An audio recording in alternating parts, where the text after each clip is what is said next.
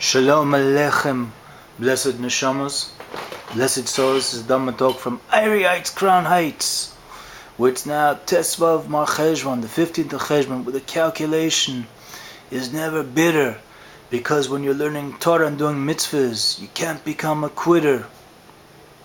As we prepare creation for soul essence revelation, just like to remind all you blessed souls, whether you be of the children of Israel or the blessed children of Noah, that this week the community of Israel shall be reading this coming blessed Shabbat. And may Hashem bring us all to this blessed Shabbat in a peaceful, pleasant way, from Parshat Vayera, which is starting in the book of Genesis, Sefer Bereshit, chapter 18, Perek Chai, starting with verse 1, Posek Aleph, and concluding in chapter 22, verse 24, Perek Chaf Beis, Posek Chaf Dalet. We'll also be reading from the Haftorah, blessed souls, Malachim Beis, Kings 2, from Perek Dalet, chapter 4, Posek Aleph, verse 1, Ad until Perek Lamed Zayin, verse 37. We go further into the teaching of Bereshit, part 7 in the beginning, to extract that from the golden nuggets of eternity from a blessed descendant of David HaMelech and Shlomo Melech, King David and King Solomon, Messiah-Aryeh. I want to just share with you, blessed souls, a little bit from Sefer HaZohar on this week's Parsha, the book of shining, the book of splendor, Sefer HaGiloyim, the book of revelations for Bnei Yisrael, the children of Israel. And it says as following on Daf Tzadik Zayin Amud Aleph, page 97, the first side, Rabbi Chia Potach. So Rabbi Chia opened and said, Hanitzanim niru va'aretz es hazamer hagia v'kol tor nishma ba'artzenu. Hanitzanim niru ba'aretz kad bara kodesh baruch hu alma yahav ba'ara kol chelav ischazei la v'chola hava ba'ara v'la apikas ibn ba'alma ad isbarei adam kevan isbarei adam kolat ischazei ba'alma ba'ara gilit at iba'a v'chelaha ispachtu va.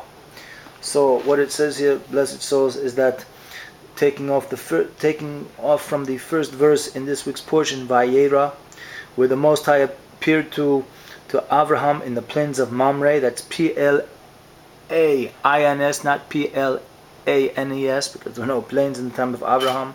Rabbi Chia opened up and explained that the virtue of man, that he is the completion of and the completeness of all the creations, that he was the intention of the creation, everything that was created in this world, for the sake of him it was created. So when the world was created, there did not come out, there was not revealed all the things from potentiality to actuality until there was created Adam Arishon, original man.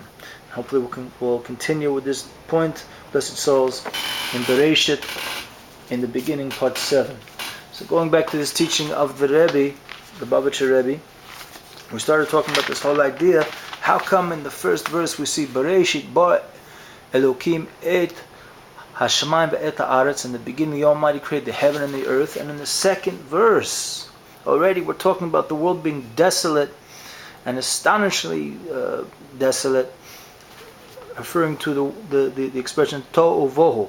But then the verse continued that Dimrachefet ruach Elokim al panei hamoyim, that the Spirit of the Most High was hovering over the face of the waters.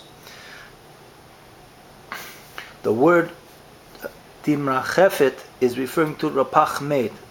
288 primordial sparks were dead. Why are they dead, blessed souls? Because something which is not activated from potential into actuality is in a dormant state, and according to the inner dimensions of Torah, as the Rebbe presents, it's like a matter which is dead.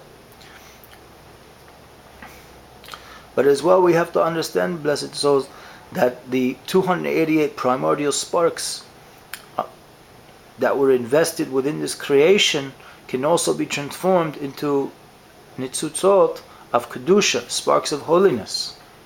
Even though we know the the whole idea of conceptualization, awareness of mate, of death, is the opposite of kedusha, of holiness, sanctification.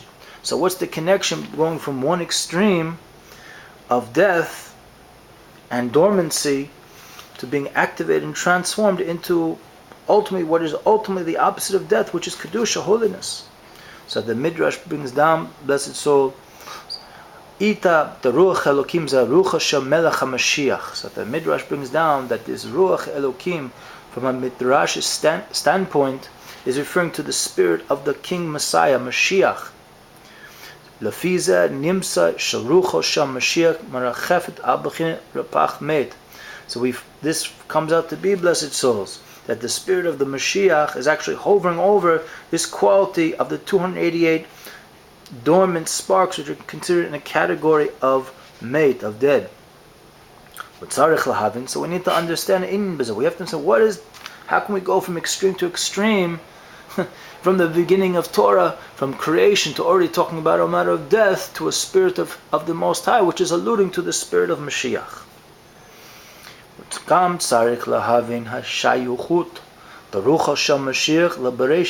So we also need to understand the relevancy, the connection between the spirit of Mashiach in the beginning the Creator created. That we should understand from the beginning of the creation process, of this blessed creation, already we're speaking from an inner dimension of Torah, blessed souls, the perspective of that there would come already a human being, an elevated human being, that we associate with the name of Messiah, but we of Israel call him Mashiach. Mashiach Tzidkenu, our righteous anointed one. With that, blessed souls, we'll conclude there, and just wishing everyone a blessed day. Sababa, rejoice. Ahava Echad, Gorel Echad, one destiny. Ahava Echad, one love. Babori Echad, and the one Creator. B'darchi Noam, in a pleasant way. B'darchi Shalom, in a peaceful way. B'ofen Nitzchi, in an eternal way. The Hamshich, to be continued.